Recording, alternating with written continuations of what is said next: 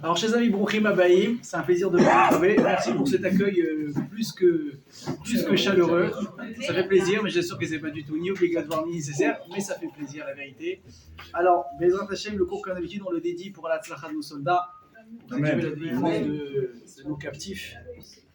Si Dieu veut la réussite de chacun, que tous les célibataires trouvent leur mazal. Amen. Une bonne parnassa. Si Dieu veut, du nachat de l'éducation de vos enfants, de vos petits-enfants, si Dieu veut. Bezrat Hashem également pour la guérison de tous les malades. Amen. Et Bezrat Hashem, ce soir, on va aborder un thème particulier. Le thème ce soir, ça va être, je ne vais pas dire peut-être le secret, mais quelle est la manière la plus intelligente, la plus fine pour pouvoir éduquer nos enfants, mais surtout, comment réussir à éduquer des enfants difficiles. Et ça, c'est un vrai pari. En général, l'éducation, c'est un pari. Déjà. Un jour, quelqu'un m'a dit, tu sais qu'un parent, il n'aura jamais fini d'éduquer son enfant. À la différence, c'est que tant qu'il est jeune, tant qu'il est petit, tant qu'il est même encore, allez, on va dire, célibataire, évidemment, avec à chaque fois des différences, parce que si ton enfant, il a 30 ans, il est célibataire, tu ne peux pas l'éduquer comme à 15 ans. Ça ne marche pas comme ça, ni comme à 10 ans. Même quand il est marié, la différence, c'est que quand il est célibataire, ou il est seul, ou il est jeune, tu lui dis que tu apprends ce qu'il faut faire, et des fois même, il faut imposer, selon l'âge. Par contre, une fois qu'il est marié, tu ne dictes plus rien. Tu l'observes, tu te permets peut-être des fois, de manière très diplomate, de donner des conseils, mais pas plus que ça. Un jour, moi, il m'a dit une très belle phrase. Il a dit, vous savez ce que c'est un grand-père? Un grand-père qui va chez ses enfants.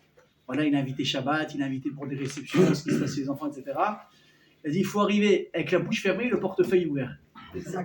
Tu te tais, tu observes et tu gâtes. Tu gâtes tes petits-enfants, tu gâtes ton fils, tu gâtes ta fille, tu gâtes ta belle-fille, tu gâtes ton beau-fils. Il faut savoir être intelligent.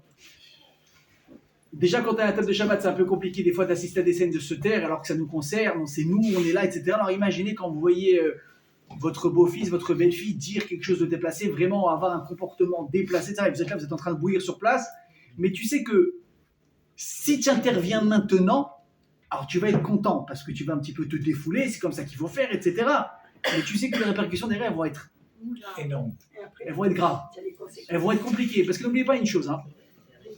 Un homme et une femme, ils se disputent, ok, ça va durer le temps que ça va durer, à un moment donné, ça va, ils vont se rabibocher, et c'est comme ça. Un couple s'est fait avec plein de petits pansements, on a fait, on a réparé, on a fait, on a réparé, on a fait, on a réparé, et c'est des fois un petit peu, voilà, les fissures, les différences de chacun qui vont former un petit peu cette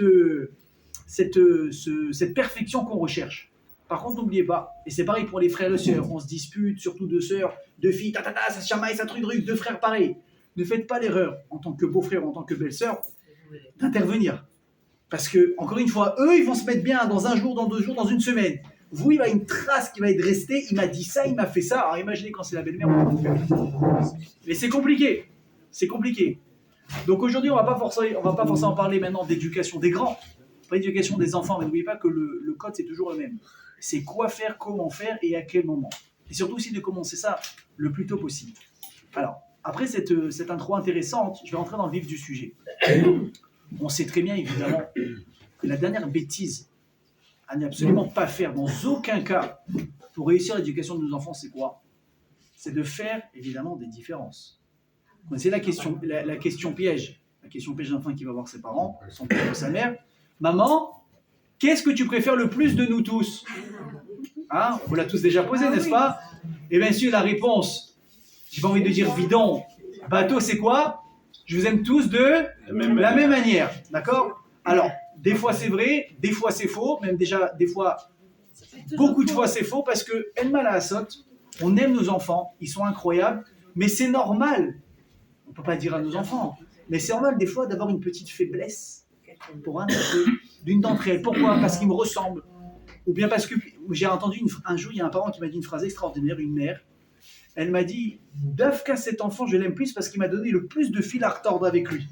Je me suis tellement investi pour lui que je me suis accroché, je me suis plus attaché à lui. Donc il y aura forcément, qu'on le veuille ou pas, des fois un attachement un petit peu particulier. Est-ce qu'on peut le dire ouvertement? Non. Mais est-ce que les enfants, ils le savent au fond d'eux? Oui. D'où la question qu'ils viennent nous poser à la base. Hein. C'est pas parce qu'il s'ennuie, il dit bon aujourd'hui comment je vais allumer maman, comment je vais allumer papa. Non, parce qu'il sent, parce qu'il voilà, il va assister à des situations, il va voir des réactions différentes, il va voir des. Donc forcément ça va être comme ça. Mais ouvertement, est-ce qu'on peut se permettre de faire des choses pareilles? C'est la guerre à la maison. Et à juste titre, on n'a pas à faire de différence. Ok. Si c'est comme ça, mes amis, on a un gros problème. On a un gros problème. C'est quoi? C'est que dans notre paracha, parce que vous comprenez, tous les thèmes qu'on peut aborder dans la vie, elles viennent de la Torah ou du Navi ou des Ktuvim. Ok? Donc moi, je m'intéresse à ce qui s'est passé dans la Torah avec vous. Vous voyez Yitzhak. Il a combien d'enfants? 2. Esav et Yaakov. Qu'est-ce qu'il s'apprête à faire à Yitzhak? Il s'apprête à bénir ses enfants. Mais il ne décide pas de bénir les deux. Il décide de bénir qui?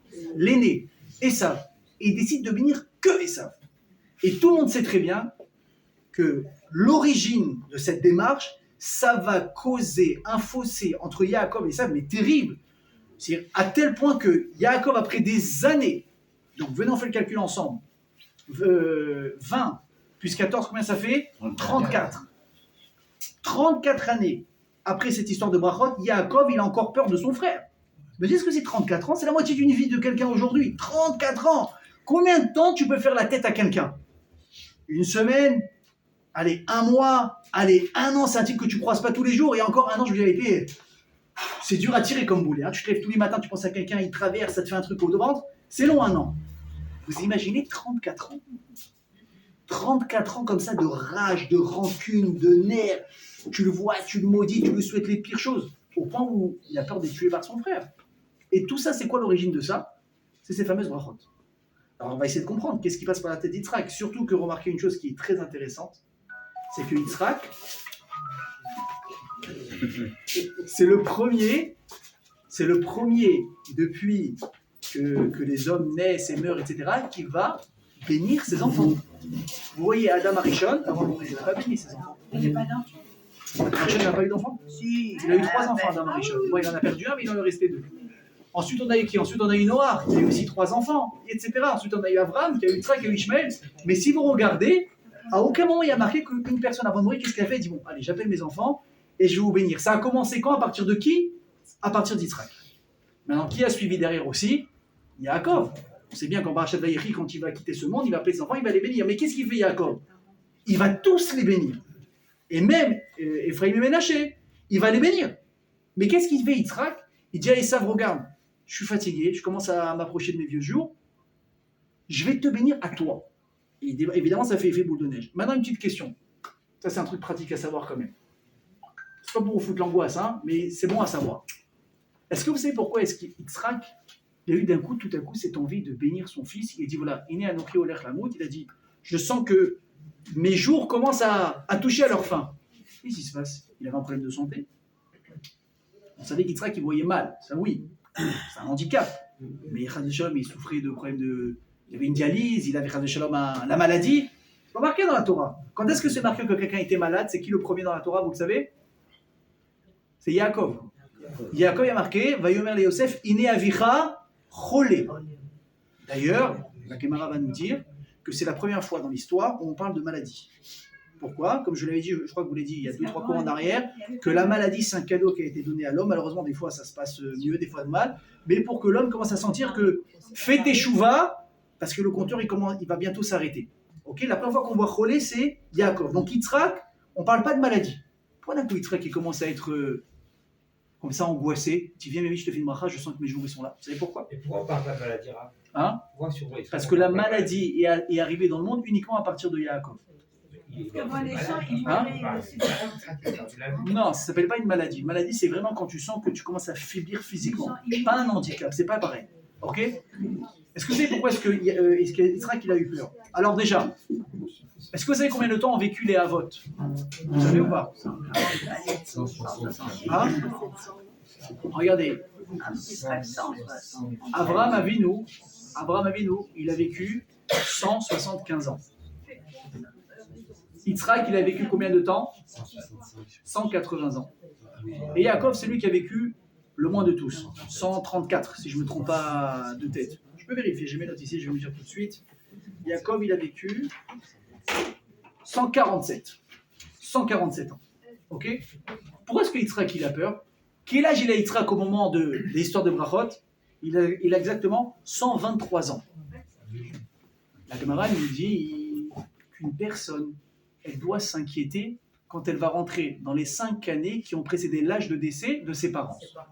C'est-à-dire que si, on a perdu son père à l'âge, quand lui était âgé 80-90, quand moi je m'arrive à l'âge de 75 ans, il faut faire attention. Donc qu'est-ce qui se passe? Yitzhak qui fête ses 123 ans, et à quel âge elle est morte Sarah Imenou? 127. Donc là il fait calcul, il fait attends, mais je rentre dans les 5 années qui ont précédé le décès de ma mère. Donc c'est possible que moi aussi, je vais bientôt partir. Donc là il a peur. Donc il appelle Esav et il lui dit je vais te donner les bénédictions. D'accord? Donc on va essayer de comprendre pourquoi est-ce qu'il a fait ça. Maintenant ce qui est intéressant, évidemment la question que tout le monde se pose, c'est que Yitzhak, tu veux bénir tes enfants à la rigueur. Tu vas en choisir un des deux, c'est déconseillé, c'est pas bien, je peux comprendre. Mais au moins, choisis pas le vilain canard. Ne choisis pas le vilain canard de l'histoire. Va choisir le tzaddik, va choisir celui qui est bien. Et or, on sait très bien que depuis, déjà pas uniquement la naissance des enfants de Yitzhak, on voit une différence entre eux, mais déjà depuis la grossesse. Vous imaginez? Non, pas la conception, la grossesse. Vous connaissez tous l'histoire. Rivka tombe enceinte, et là, elle rentre dans une panique, une schizophrénie, elle a très très peur. Elle dit comment c'est possible? Mesdames, je ne vais pas vous apprendre ce que c'est les envies d'une femme enceinte, n'est-ce pas? Vous êtes là à minuit, j'ai envie d'une glace.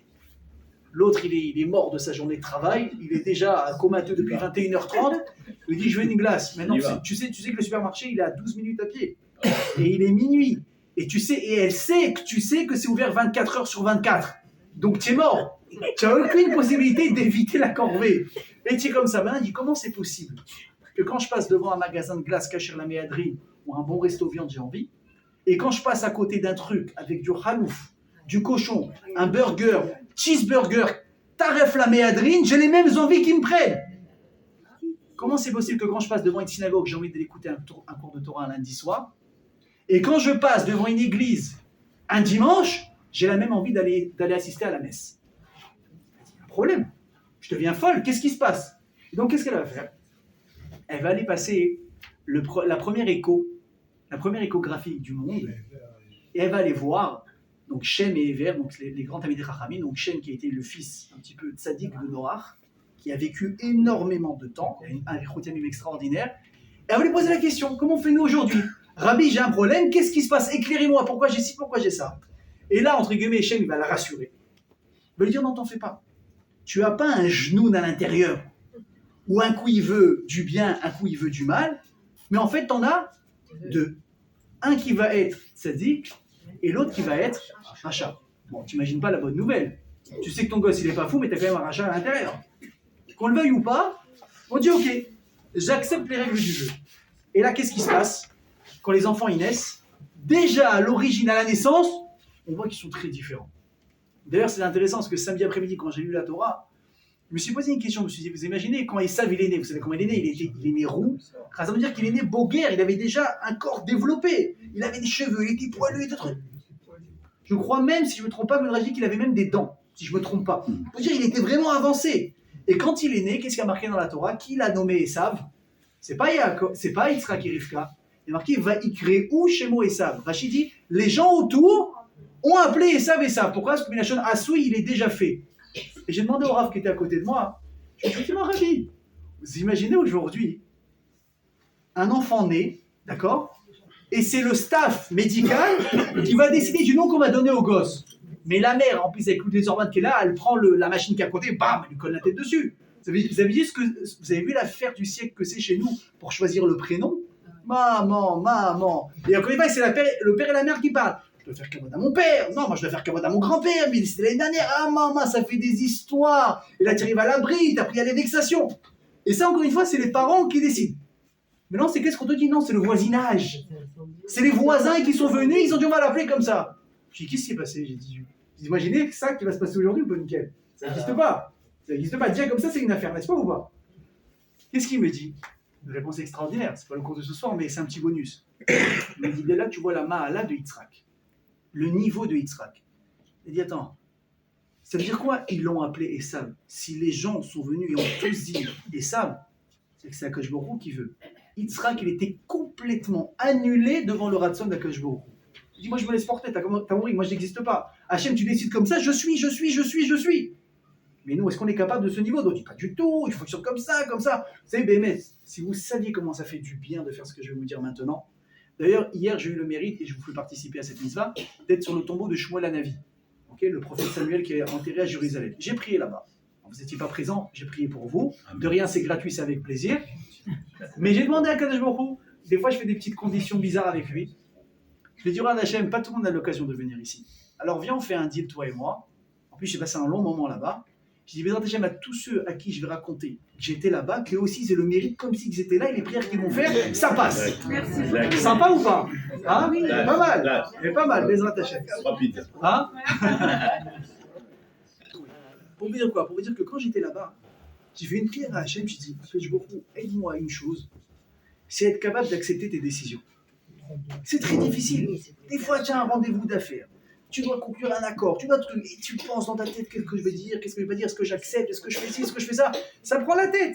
Et des fois, quand tu sors de l'entretien, bon, évidemment, si tu as eu gain de cause, tu es content, tu vas célébrer ça. Mais quand tu n'as pas eu gain de cause, tu es énervé, tu es frustré, tu es contrarié, tu vas le faire, même si tu vas accepter le travail, c'est à contre-cœur. Pourquoi est-ce qu'on oublie que tout ce qui se passe, c'est le Ratson d'Akadosh Baruch Hu? Des fois, vous ne demandez rien à personne, des trucs elles se font d'une facilité, même toi, tu dis, bon. Je ne l'ai pas vu venir, ça s'est fait tout seul. Et des fois, tu batailles, tu essayes, tu réessayes, il te dit non, on se rappelle 2 mois, 3 mois, il n'est pas là, il rate le rendez-vous. Tu deviens fou. Oui, vous connaissez tous ces situations ou pas? Et tu es contrarié. Je dis, en fait, il ne faut pas faire ça. Tu pries bien avant. Tu dis à Akadosh Baruch Hu, regarde, on va faire un truc très simple. Tout ce qui se passe dans le monde, y compris moi, ma petite vie, où j'ai l'impression que je suis le centre du monde, c'est toi qui décides. On va faire un truc simple.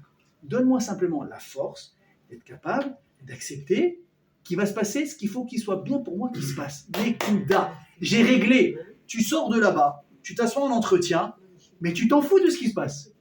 Tu dis, bon, ok, ça n'a pas marché. Là, j'ai pas eu l'augmentation que je voulais, j'ai pas eu le chidour que je voulais. C'est pas grave. Hachem, il sait mieux que moi ce qui est bien pour moi. Tu sors, on te dit, on va au resto, tu dis, bah ouais, j'ai faim. Tu dis, attends, mais il t'a pas refusé l'augmentation? Alors, quel rapport? Alors, une seconde. Alors, le gars qui n'a pas de Emouna, il regarde comme un fou furieux. Il dit, mais lui, il est malade, il n'est pas conscient. Mais le gars qui a travaillé un peu de Emouna, il va dire, mais lui, il a tout compris. Parce que oui, c'est Ratson Hachem. Parce que ce qui t'arrive dans ta vie, c'est exactement Ratson Hachem. Alors, encore une fois, attention, une personne, elle a aussi la capacité, très facilement, de bousiller sa vie. Vous vous souvenez ce qu'on a parlé la dernière fois? On a dit, pourquoi on sait qu'Aran, il n'a pas été sauvé, alors qu'Abraham, il a été sauvé en sortant de la fournaise? On a répondu, les épreuves qu'Hachem te met sur ta route, ok, il faut être modèle.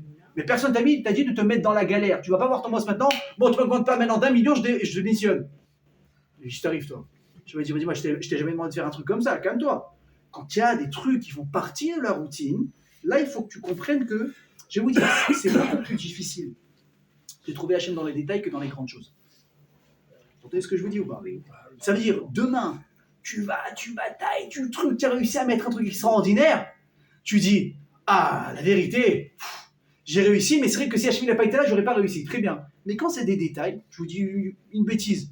Vous êtes en train de rouler, ok? Vous voyez un voyant bizarre sur votre tableau de bord qui s'éclaire, ok? Tac, vous mettez sur le côté, vous ouvrez le capot, vous avez quelques notions de mécanique, hop, tu as réussi à régler le problème. Tu dis, arrêtez, je suis bon. Non, c'est pas toi. Dans le détail, c'est Hachem. Mais ce sera toujours plus difficile de trouver Hachem dans le détail que dans les grandes choses. Mais Hachem, il se cache où? Dans le détail. C'est dans le détail. Ah, mais zut, j'ai raccroché. Ah, purée, j'ai oublié de dire ça.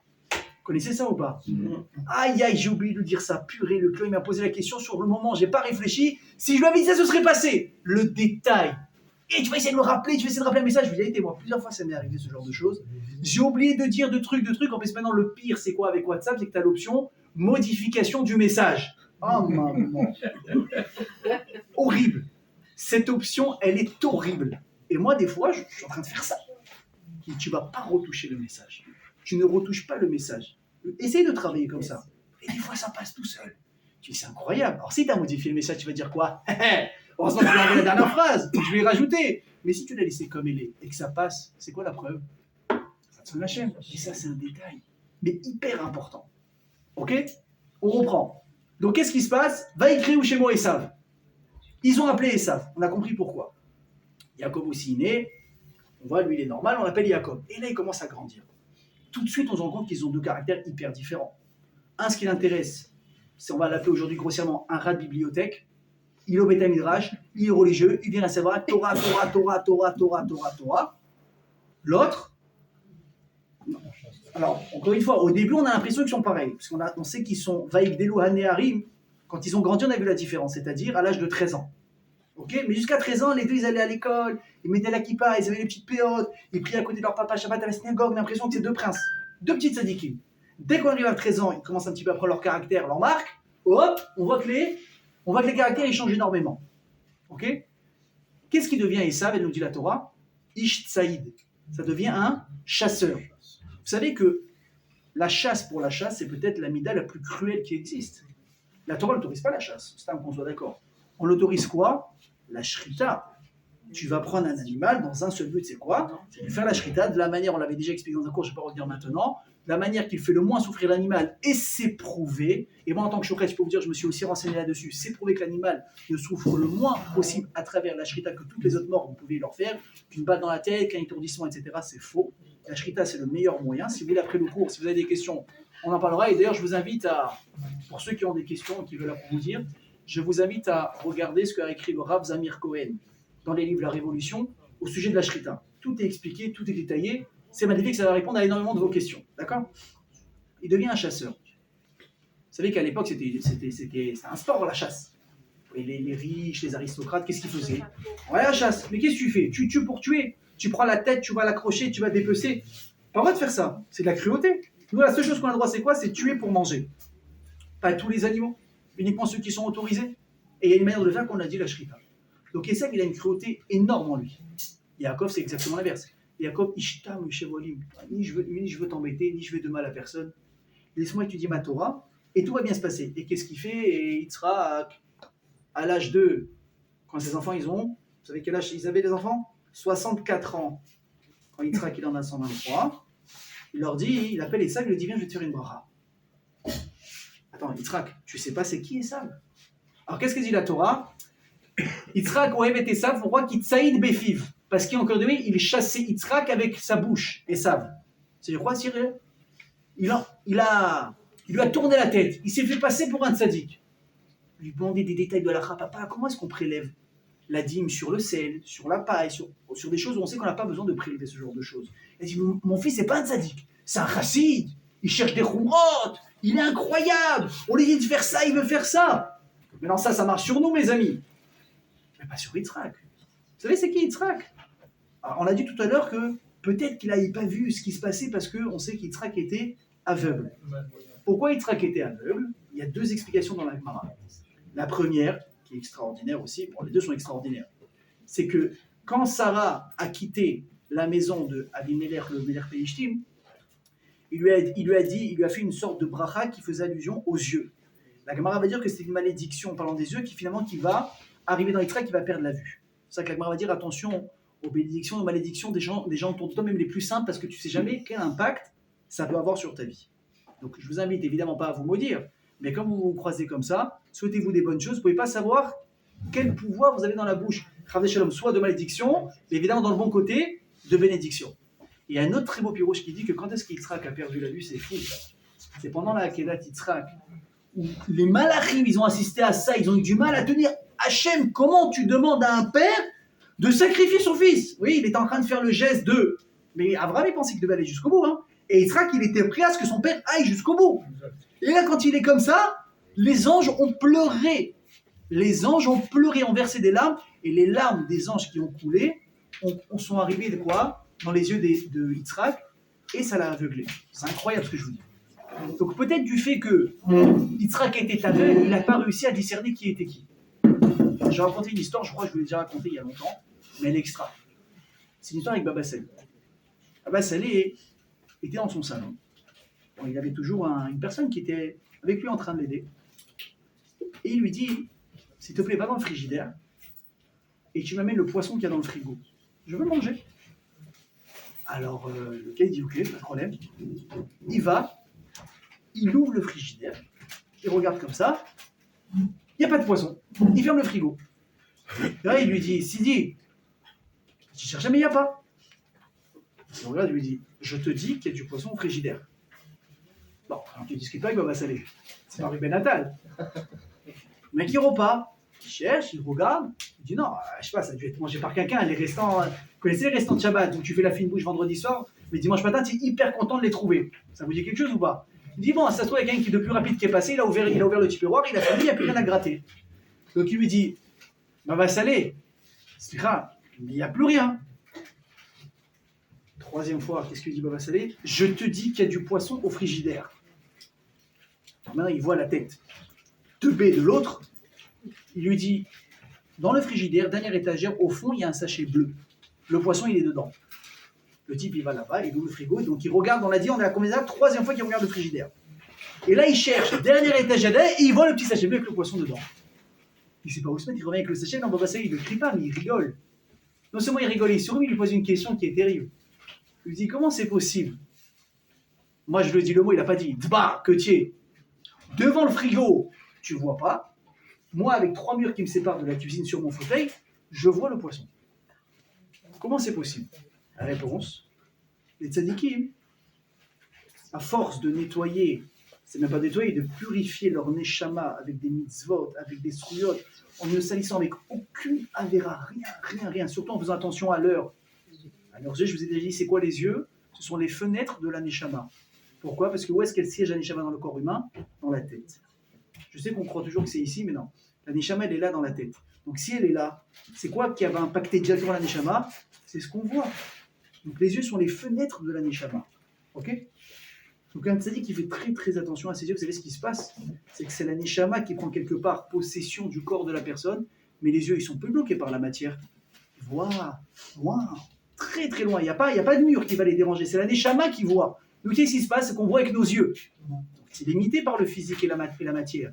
Mais si c'est ton âme qui regarde, à travers tes yeux, donc c'est le spirituel, c'est l'infini, c'est la neshama de Dieu qui regarde. La neshama, elle est limitée par rien du tout. Donc, si vous avez compris ça, on va revenir à notre cas à nous. Yitzhak, c'est qui Yitzhak? C'est Avot HaKadoshim, Rabotai. C'est Yitzhak, ça a été, entre guillemets, le plus kadosh des 3 patriarches. Et tu es en train de me dire, mais là, une seconde. Et tu es en train de me dire que quoi? Que Yitzhak, parce qu'il était malvoyant, alors il n'a pas vu le comportement de son fils. Ça, tu vas raconter à quelqu'un d'autre. Donc, comment, malgré tout, Yitzhak, il va décider de bénir qui? Le plus grand rachat des deux. Vous avez compris que là, il y a vraiment un problème. Ok. Pour répondre à la question, mes amis, je vais vous poser une question. Vous voyez, une question sur une question. C'est comme il dit Rabbi Jacob, un juif, tu lui poses une question, il répond toujours par une autre question. Pourquoi? Ça lui donne le temps de réfléchir à la première. Est-ce que vous avez remarqué qu'on ne parle pas beaucoup d'Yitzhak dans la Torah? On parle beaucoup d'Avraham Avinu, les épreuves d'Avraham Avinu, il a fait ça, il est parti, il a fait. On parle beaucoup également de Yaakov Avinu, énormément, les 12 tribus, les trucs qu'il a eu, la vanne, l'Égypte, etc. Yitzhak, on en parle à peine. Et ce qui est marrant, c'est que même si on appelle la Akedat Yitzhak, mais qui est-ce qu'on met plus en valeur sur cette épreuve? C'est Avraham, on dit que c'était l'épreuve d'Avraham. Donc même là où le type il a failli donner sa vie, on passe rapidement. Comme je l'ai dit tout à l'heure, ce qui est encore plus intéressant, c'est que Yitzhak, c'est celui qui a vécu le plus longtemps des 3. Donc comment c'est que la Torah, elle passe comme ça rapidement? Et ce qui est marrant, c'est que quand vous regardez quels sont les épisodes dans lesquels on va parler de la vie d'Yitzhak, c'est là où Yitzhak, il a creusé des puits, et c'est de là-bas qu'il va s'enrichir, parce qu'évidemment, il va trouver pas du pétrole, de l'eau. Ouais, à l'époque, l'eau, elle avait une valeur de pétrole aujourd'hui. Et regardez comment la Torah ne laisse rien au hasard. Comme je vous ai dit, tout est dans le détail. Abraham Avinu, comment il a fait son argent, vous savez? Grâce à quoi? Il a monté des hôtels, et il a gagné son argent comme ça. C'était Beta Aracha, c'était l'hospitalité par excellence, mais il y avait une condition. Tu rentres, tu reconnais l'existence de Dieu, tout est gratos, tu reconnais pas, tu payes. Mais attention, tu payes, Wahad, tu payes. Donc les athées, les idiots, ils payaient, ceux qui avaient compris, ils venaient, ils partaient. Abraham, il s'est énormément enrichi comme ça. Abraham a essayé également d'investir son argent dans d'autres actions en bourse, il a essayé de se lancer dans les puits. Sauf que les Philistins, ils ont tout bouché. Abraham, il a dit, ok, j'ai compris, c'est pas là-bas que je dois mettre mon oseille. Yitzhak qui vient, vous imaginez ou pas? Votre père, il a monté une multinationale, ça cartonne. La suite logique des choses, c'est quoi? C'est que le fils, il va venir, il va rentrer dans les affaires du père, en tout cas, il va dupliquer, il va continuer. Yitzhak, est-ce qu'il rentre dans les affaires de son père? Pas du tout. ni Motel, ni Israel, ni le, je sais pas, c'est quoi les hôtels à Eilat qui cartonnent là, hein, le Royal Beach et compagnie. Vous avez le Royal Beach d'Eilat, c'est plat, craqué toute l'année, Pessard, je sais pas c'est combien la semaine, 5 000, 8 000, 10 000 shekels. C'est vrai qu'il dit non merci, je suis pas intéressé, papa avant tout. Ou bien donner à quelqu'un d'autre. Pourquoi? Moi je vais investir dans l'eau. Tu vois dans l'eau?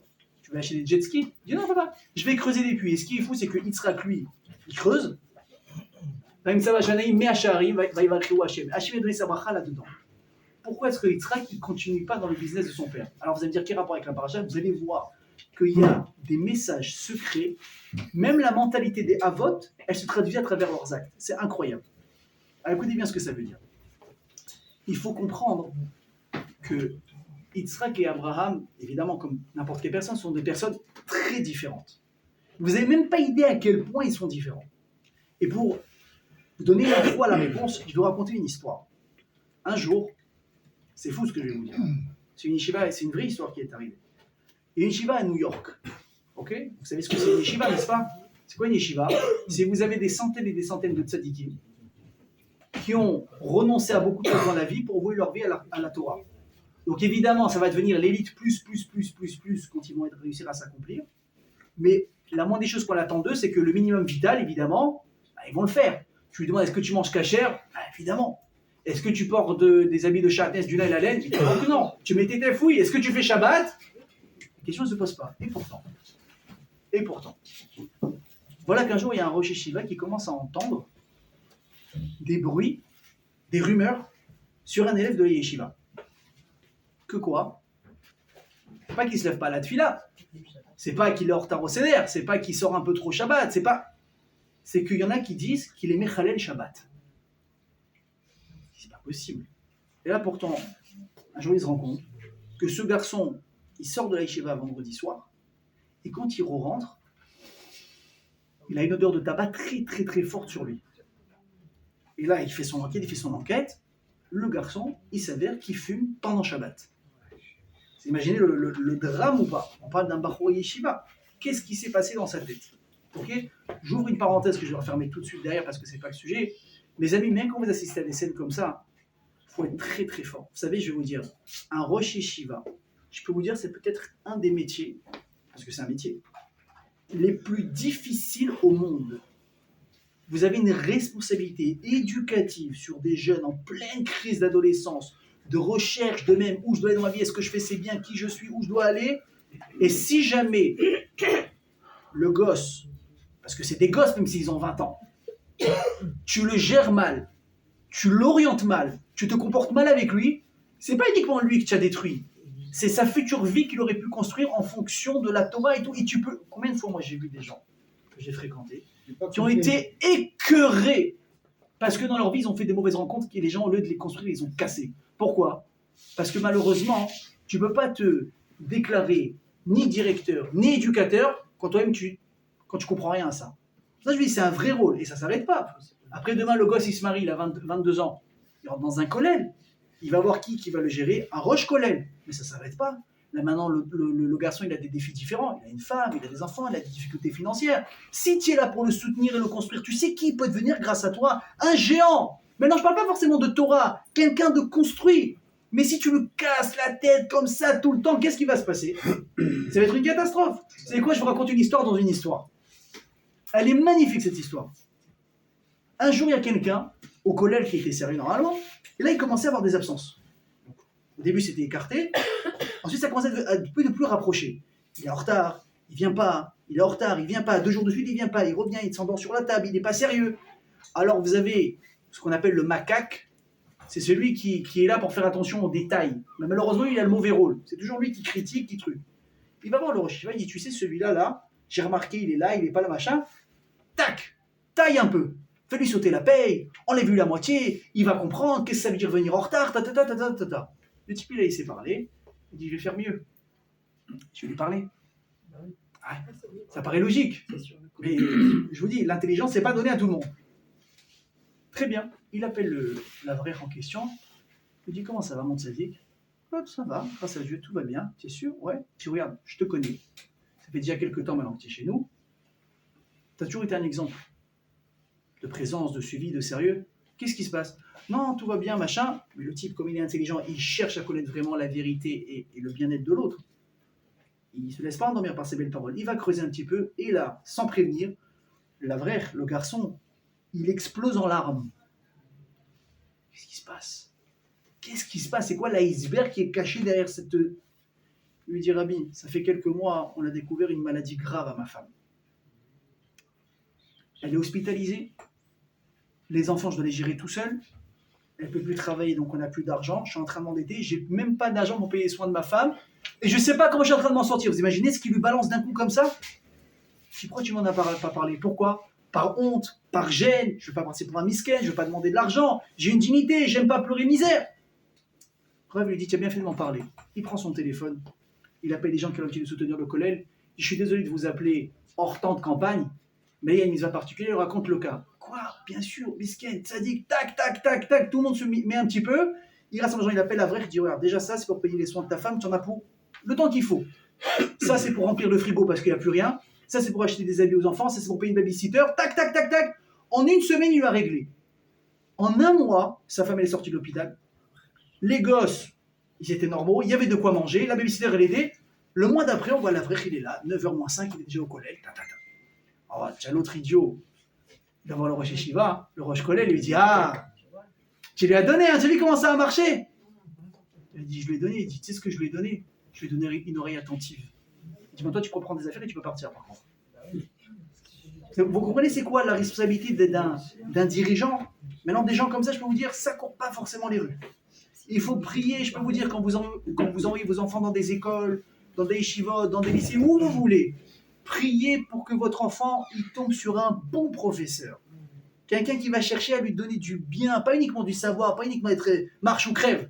C'est pas ça l'éducation. L'éducation, c'est une vraie responsabilité. D'accord? Donc ce Rosh Yeshiva, pour revenir à notre histoire originale, il voit que ce garçon, il sent la clope pendant Shabbat. Mais alors qu'est-ce que tu fais? Tu veux être le plus gentil, tu veux être le plus... Qu'est-ce que tu veux faire? Et il envoie la question à un grand rab. Il dit, voilà, Rabbi Karvekar Hassipo, qu'est-ce que je fais? Je le renvoie, je le garde, il va gangréner les autres, c'est grave, c'est un vrai choix à faire, qu'est-ce que je fais? Réponse du tzaddik, il lui dit, regarde dans les Avot de Rabbi Nathan. C'est un pirouche de Rabbi Nathan, c'est un tzaddik. Il y aura là-bas ce qui marque sur Aaron à Cohen. Quel rapport avec ma question? Peut-être qu'il n'a pas compris, peut-être qu'il a oui compris. Attends, je vais essayer de modifier le message, je vais essayer d'être plus clair dans ma question. Il dit ok. Il ouvre le livre et regardez ce qu'il y a marqué là-bas. Il y a marqué que Aaron à Cohen, donc il était le Cohen Gadol, quand il entendait que quelqu'un faisait des avérotes, c'est d'imaginer n'importe quelle avéra. Évidemment, ça ne se sait pas par tout le monde, mais lui, il a entendu parler de ça. Vous croyez qu'il appelait, qu'il lui faisait la morale? Vous savez ce qu'il faisait, Aaron? Il appelait. Est-ce que je peux passer? Cohen Gadol, bien sûr. Il rentrait chez lui. Maintenant, il sait exactement ce qu'il est en train de faire. En secret. Il le prenait dans ses bras. Il l'embrassait. Il lui disait, si tu savais combien je t'aime, si tu savais combien Hachem t'aime, et je vois en toi le potentiel extraordinaire que tu as qui ne demande qu'à être développé, je suis fier de toi. Et il s'en va. L'autre, il reste comme ça. Arrive le soir, il veut refaire ses petites magouilles. Il commence, et là, il y a le visage d'Aaron dans la tête. Vous savez ce qu'il disait? Il disait, comment je peux faire ça à Aaron à Cohen, alors qu'il a tellement d'estime pour moi et tous les mots encourageants qu'il m'a donnés il n'y a même pas 4 heures. Il était en train de trembler. Je suis désolé. Ce soir sans moi. Qu'est-ce qui se passe, Pierrot? Excusez-moi s'il y a un Pierrot dans la salle. Qu'est-ce qui se passe, Pierrot? Jaco, marche avec nous. Allez, c'est comme d'hab. On va s'éclater. Non, ce soir je peux pas. Qu'est-ce qui se passe? Il va leur dire à Aaron Cohen, il est venu me parler, j'ai sa tête. Ils vont dire, lui, il faut vite l'interner. Il dit, non, je sais pas, j'ai mal au ventre, je me sens pas bien. Allez-y, sans moi, on t'envoie les photos, envoie-moi ce que tu veux. Non, même les photos, c'est pas la peine, je veux pas voir. Vas-y, qu'est-ce qui se passe? Il a réussi. À quoi? À allumer, ou du moins à rallumer, l'étincelle qui sommeille en chaque juif. Vous savez, c'est quoi le rôle, mes amis, d'un éducateur, d'un rave, d'un conseiller, appelez ça comme vous voulez. C'est pas de voir qui j'ai devant moi, mais essayer de voir qui cette personne peut devenir. De voir le potentiel qui sommeille dans la personne, en la personne. Mais c'est très difficile, parce que quand une personne fait bêtise sur bêtise sur bêtise sur bêtise, tu dis, vas-y, c'est bon, J'ai beau chercher, je ne vais rien trouver. Mais vous savez combien de fois, moi, j'ai vu, je vais vous dire, des fois, moi, je donne des cours à des jeunes, mais vraiment des jeunes. D'accord? Il n'y a pas envie de me dire la vérité. Écoutez, j'ai fait 3 professeurs, l'école, c'est une cata, ça ne marche pas, etc.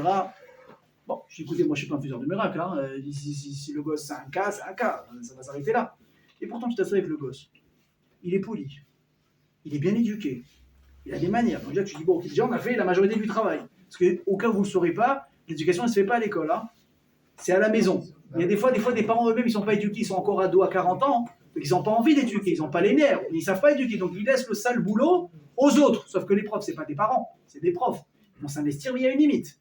C'est toi ton boulot à faire à charbonner si tu veux avoir un jour des résultats corrects. Tu vois que le gosse, il est là, on a fait les 3/4 du boulot. Qu'est-ce qui se passe? Une question d'approche. Le gosse, il sort du cours, il a écouté, il a compris, il te ramène une super note de l'examen 2 semaines après. Tu dis, qu'est-ce qui s'est passé? Tu dis, moi, je ne me suis pas concentré sur ce qu'il est, je parle avec lui, il est intelligent. Je lui explique, il comprend. Il n'y a pas de raison qu'il ne comprenne pas, c'est pas possible. Mais alors, si quelqu'un, il s'attache, il s'accroche à, entre guillemets, à ce que le gosse, il montre, parce que des fois, un gosse aussi, il se perd, il ne sait pas, il se cherche, il se cherche, donc il te cherche, il va te provoquer. Et toi, maintenant, si tu t'es figé sur il est comme ça, il est de bas, il est condamné, c'est fini. Or que si tu es capable de te projeter sur ce qu'il peut devenir, mais ça change absolument tout.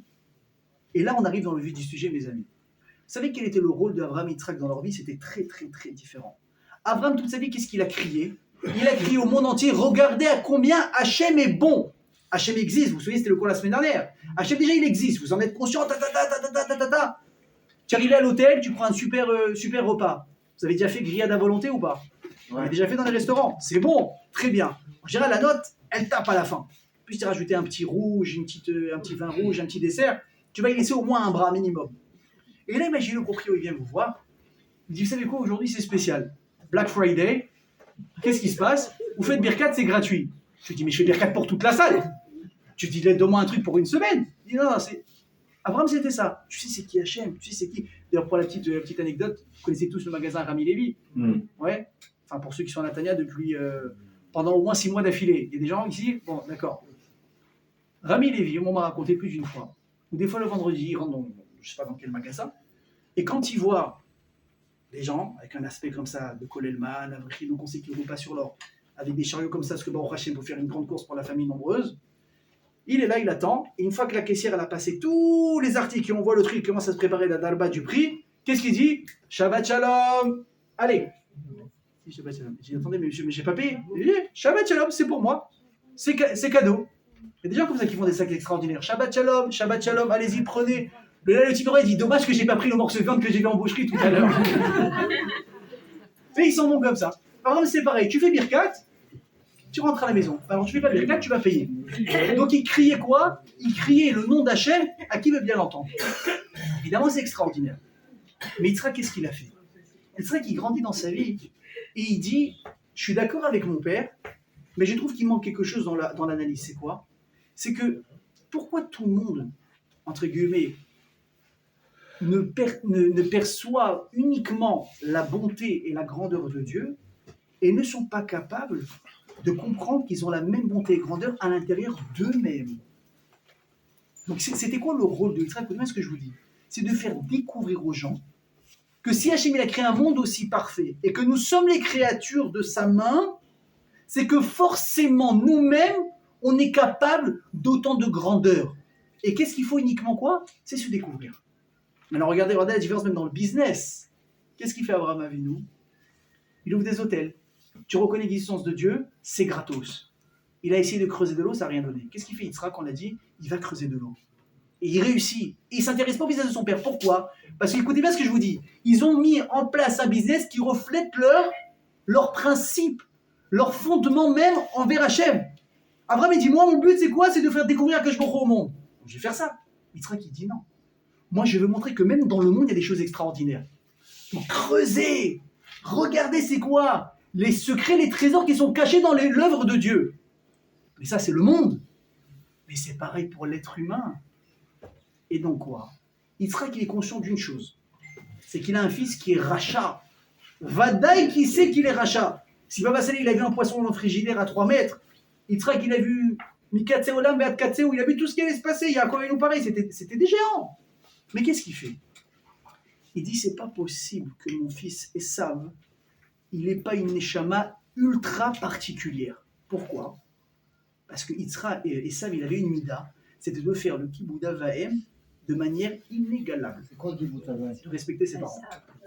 De manière inégalable. Vous savez ce qu'il faisait Esav? Je vais vous dire.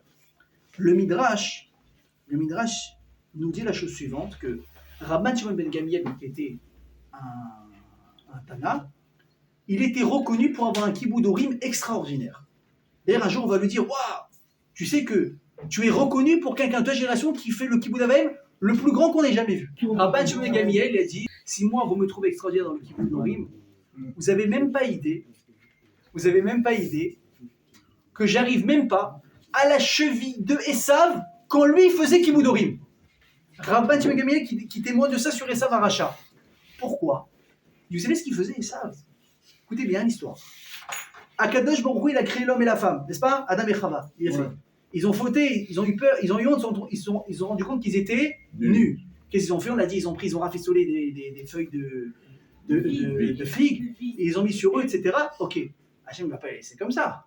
Les pauvres, il y a quand même plus présentable. Qu'est-ce qu'il fait Hachem? La Torah dit qu'Hachem, il aura confectionné des habits. C'est Lagerfeld, mais niveau 1 milliard. Donc, première mode de l'histoire, c'est Hachem qui rentre dans la mode. Il crée les premiers vêtements de l'histoire. Il est d'homme à Adam et Chava. Maintenant, vous imaginez, encore une fois, c'est l'habit confectionné par Dieu. Donc, c'est fou. Les habits vont passer de père en fils. Ils vont arriver dans les mains de qui? De Nimrod.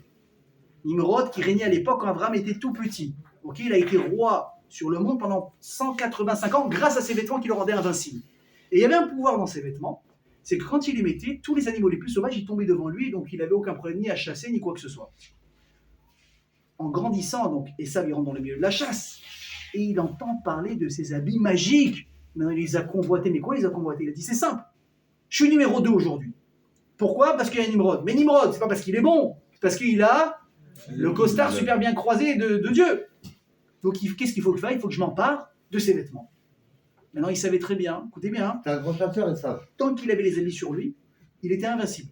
Tu tires une balle, ça, ouais, c'est des trucs, ouais. Vous avez déjà vu le film Matrix? Moi, je l'ai vu un petit peu. Vous avez vu? Ça ne touche pas, il est invincible. Très bien. Gilet pare-balles, pour ceux qui n'ont pas vu Matrix, vous connaissez l'effet? C'est la même chose, super. Imagine, tu mets un habit, il n'y a personne qui peut t'avoir. C'est fou, hein, mais c'est la vérité. Tu dis tout ce que vous trouverez en sorcellerie, en film, en tout ce que vous voulez. Il y a une source à ça, une racine dans la Torah qui a existé. Qu'est-ce qu'il a fait, Esav? Il a dit, il me faut ces vêtements, quoi qu'il arrive. Il a attendu qu'un jour, Nimrod, il les a enlevés, il les a posés, il a pris une flèche, il a tué. Et il s'est emparé de ses vêtements. Maintenant, quand il a senti la puissance que ces vêtements lui apportaient, on dirait un film ou pas? Donc imaginez les effets spéciaux. Il y trouve la force qu'il ressent. Quel a été son premier réflexe? Il a dit, c'est pas possible que ces habits, je vais les mettre juste pour chasser. Il faut que je dédie ces habits. Pourquoi? Au moment où je fais kibbutz d'Orim, où je vais servir mon père à la maison, en train de lui changer les pantoufles, lui laver les pieds, lui apporter à manger.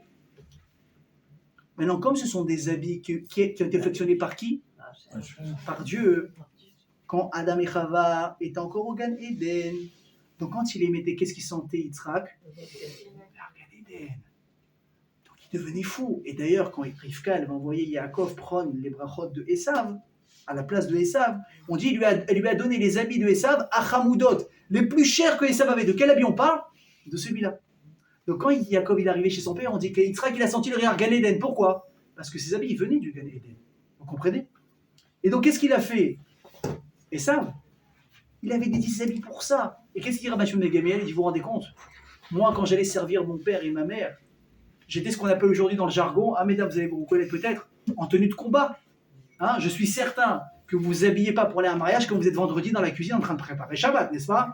En général, c'est la jupe qui est khalia, le haut qui est khalia, il y a des traces d'huile, il y a de la farine, il n'y a plus rien qui part. Et pareil, nous messieurs, si on doit faire demain des travaux, la souka ou quoi que ce soit, on va mettre ce qu'il y a de plus pourri dans l'armoire, tu vas être beau, tu vas mettre un beau costard, tu vas sortir. Je dis, Rabban Shimon ben Gamiel, dis-moi, quand je servais mes parents, voilà, je mettais mes habits, voilà, à peu près, je suis à la maison, personne ne me voit, on est entre nous, et quand je sortais dehors, je mettais mes beaux habits. Et ça, c'était l'inverse. Dehors, je mets ce que je trouve. Pour servir mon père, je vais mettre les habits qui viennent du Gan Eden. Yitzhak, quand il voit ça, il dit, mais une personne qui a une démarche pareille, qui prend tellement au sérieux la mitzvah de Kibbutz d'Orim, c'est forcément qu'il a quelque chose d'extraordinaire qu'il faut que je dévoile. Oui ou pas? D'ailleurs, regardez, pour vous prouver, Yitzhak, dans le fond, il ne s'était pas trompé du tout. Qui est sorti de Esav? Vous savez ou pas? Alors sachez, je vais vous dire qui. Mais ils sont sortis des gens. Bien sûr, des tzadikim. Il y a par exemple, il y a Ankelus Hager. C'est qui Ankelus Hager? Ankelus le converti qui a écrit tout le Targum, toute la Torah qui a traduit en araméen. Comment c'est qu'il Chazal va nous dire que tout le Targum a été écrit Be'Ruach HaKodesh. C'est un descendant de Esav.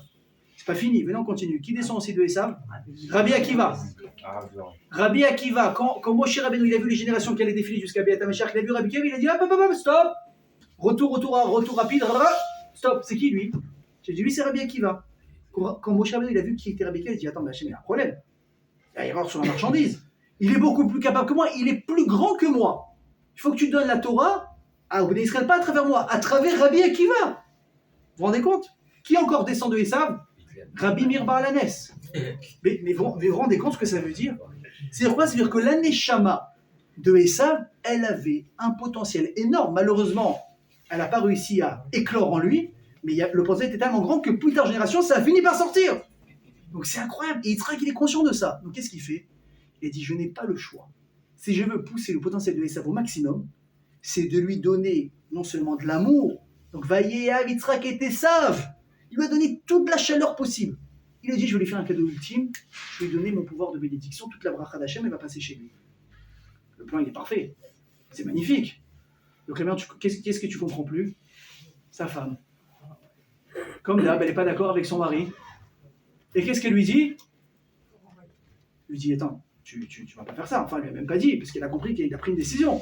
Elle va faire tout un stratagème. Elle va entourlouper Esav, Yitzhak. Ça va leur déclarer une guerre entre les frères pendant plus de 30 ans. Et on fait un stratagème et amène ça, et amène les amis. Pourquoi les brachot? Mais il a raison. Écoutez bien la réponse comme elle est profonde, elle est magnifique. Et c'est une leçon de vie. Je vous dis maintenant, c'est une leçon de vie. Yitzhak, dans le processus d'éducation, il a tout à fait raison. Tu ne peux aider un enfant problématique à se ranger dans le droit chemin uniquement si tu l'aimes et que tu lui donnes tout ce que tu peux sans limite. Évidemment, dans le cas d'éducation, c'est pas que tu lui passes tout. Mais Rivka lui a dit, chérie, oui, mais tu ne donnes pas les clés d'une voiture à un ado qui sait à peu près conduire ou qui a presque son permis. Il y en a ici qui ont déjà conduit sans permis ou pas? Bon.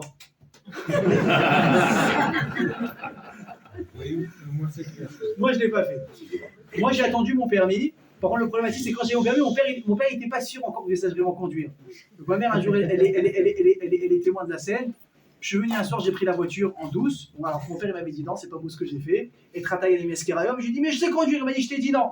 J'ai pris les clés. Ma mère m'a dit, qu'est-ce que tu fais avec les clés? Il m'a dit, ton père, tu sais, il veut pas, machin. Je dis pas, mais je sais conduire, j'ai le permis, machin. Maintenant, j'avais tellement la rame que mon père, il me crame qu'en en gardant la voiture au bout de 2 heures, et qu'est-ce qu'il fait? J'ai refait toute la portière sur le côté gauche. C'est-à-dire, pire que ça, tu peux pas imaginer comme c'est quand tu as 18 ans et ton père t'a dit, tu prends pas la voiture.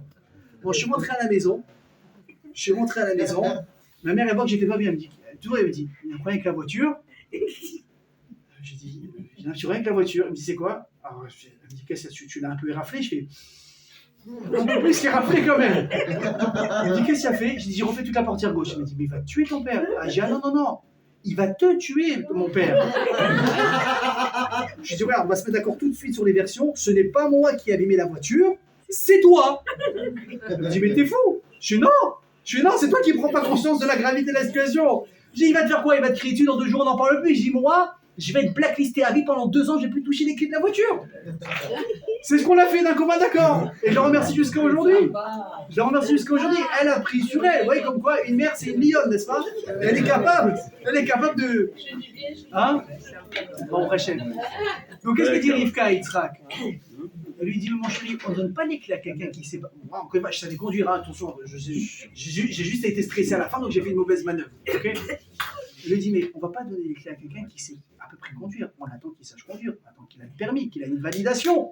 Dis là, ton fils est ça, tu es en train de faire un coup de poker.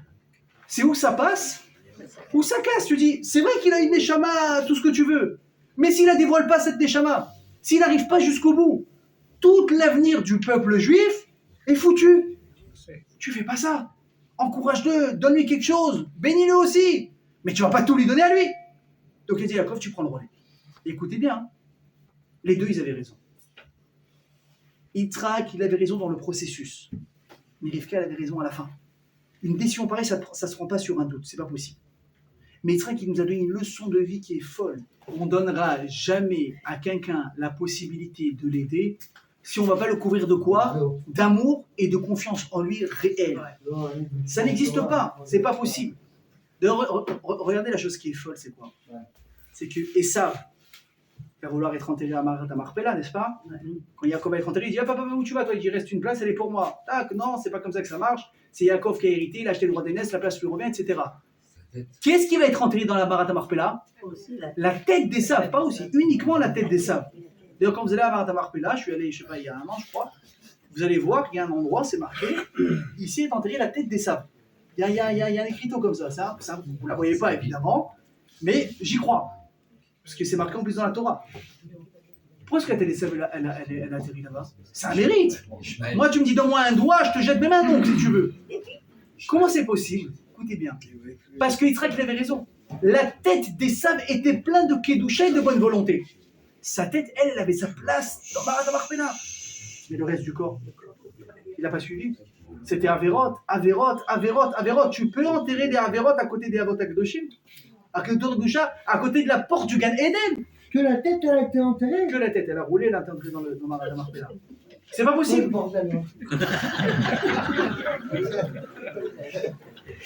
Vous avez compris ou pas?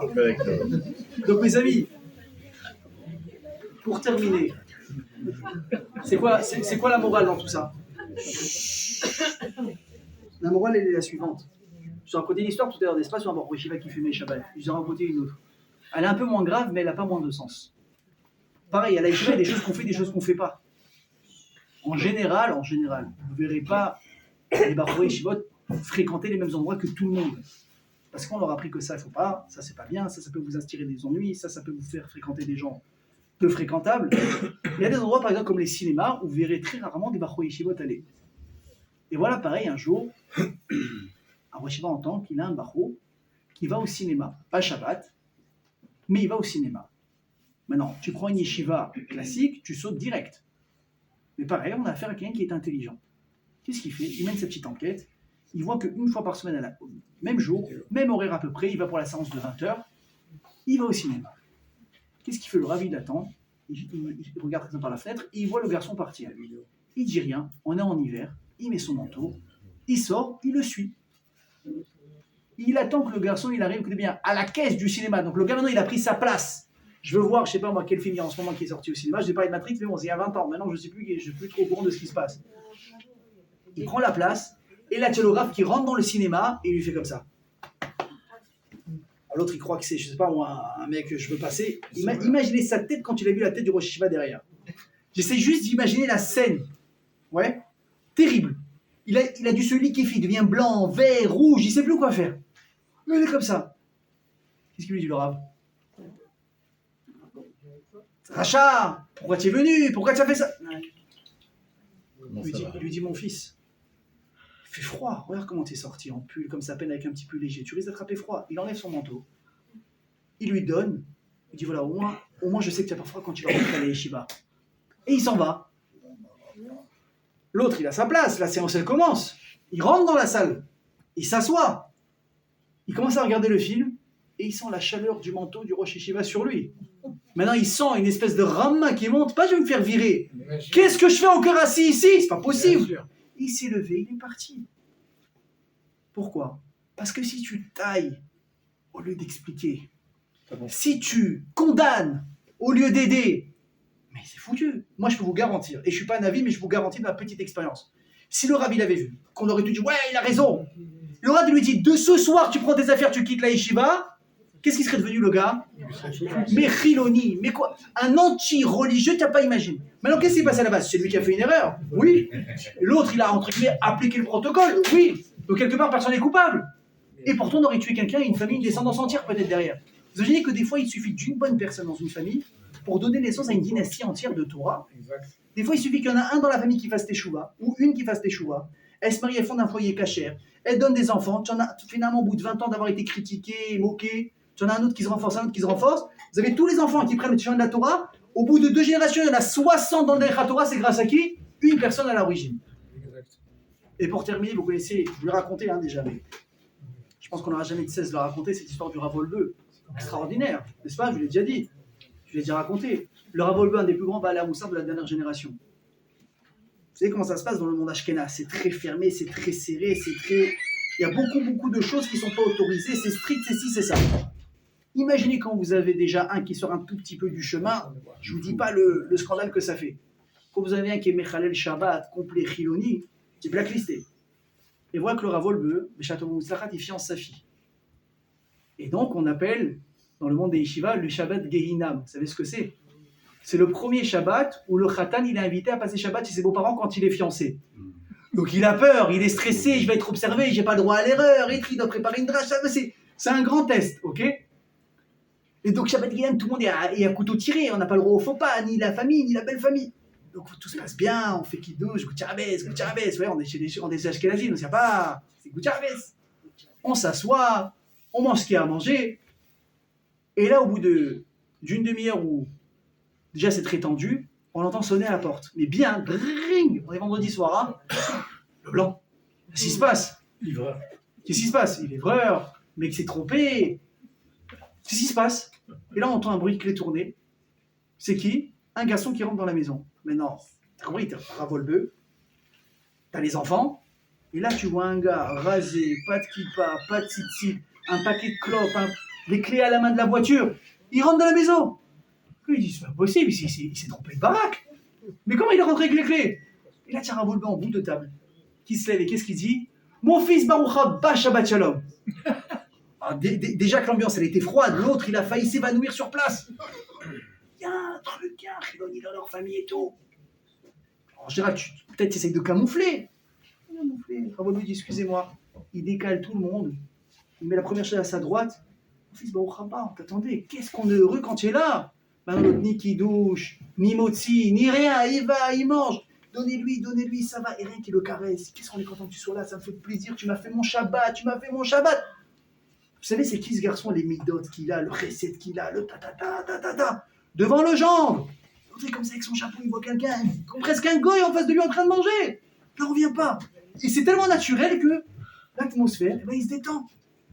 À la fin du repas, merci, au revoir. Le gosse, il dit merci, papa. Il prend ses clés, il prend ses clopes et il s'en va. Rav Wolbe, il est là. Après le repas. Donc, nous, qu'est-ce qu'on fait en général après un couscous? On va dormir. Lui, il est avec sa Gemara, il se met à étudier. Vous savez que Shabbat, quand on étudie, c'est combien de salaires fois 1000 que ce qu'on a le salaire en général dans la semaine. Donc, un gars intelligent, il les prend, les diamants. Tant qu'il peut, il les prend. Il se met à étudier. Et là, il réentend toquer à la porte. Il réouvre la porte. Et il y a le fils qui est revenu. Il dit, mon chéri, tu as oublié quelque chose? Il dit, non, j'ai rien oublié. Il dit, papa, mais ce soir, je veux rentrer à la maison à pied. Il pose ses clopes, il pose les clés de sa voiture, et c'est la première fois il va commencer à faire Shabbat. Et de là, il est revenu dans des Torah et la mitzvot. Comment il a fait? Est-ce que le père il aurait eu le droit d'être mal à l'aise? Oui.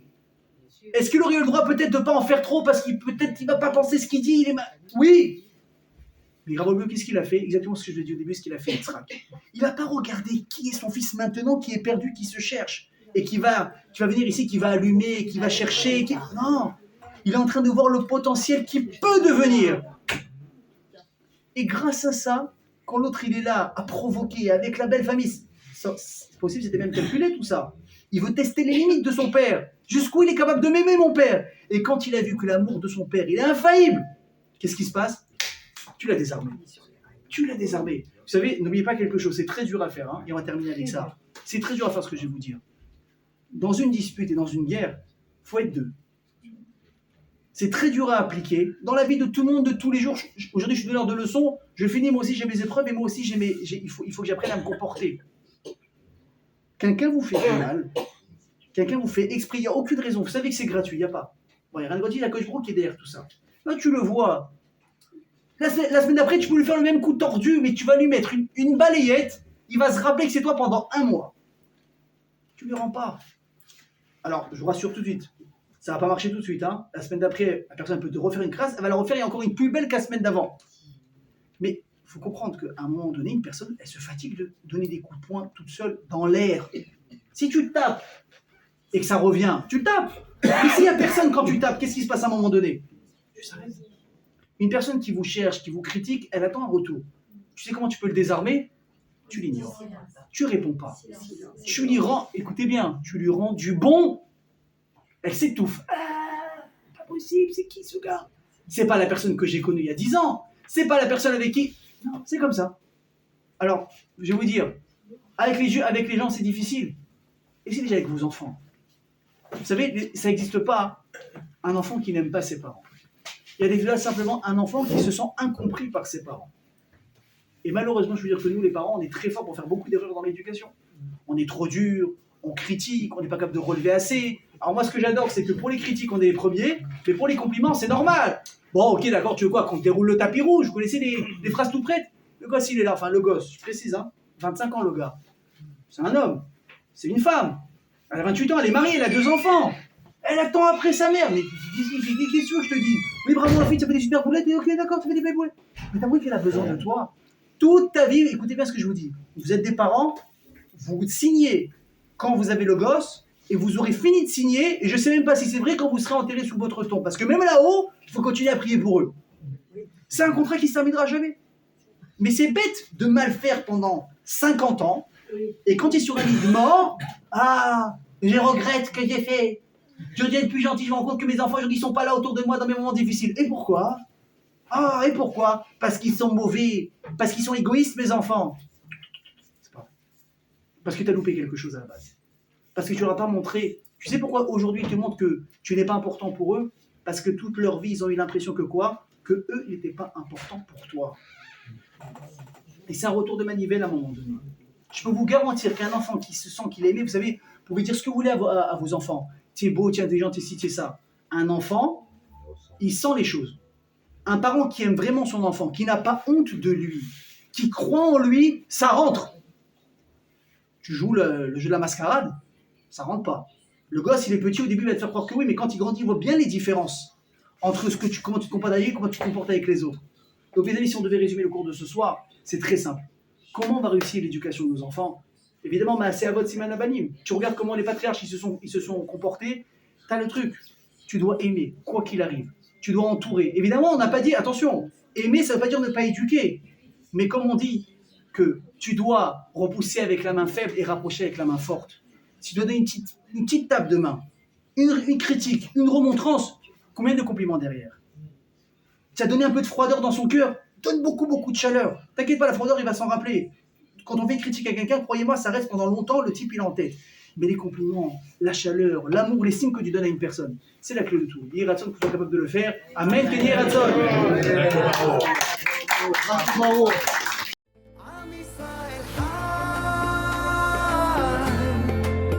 אם לא נשכח תמיד להיות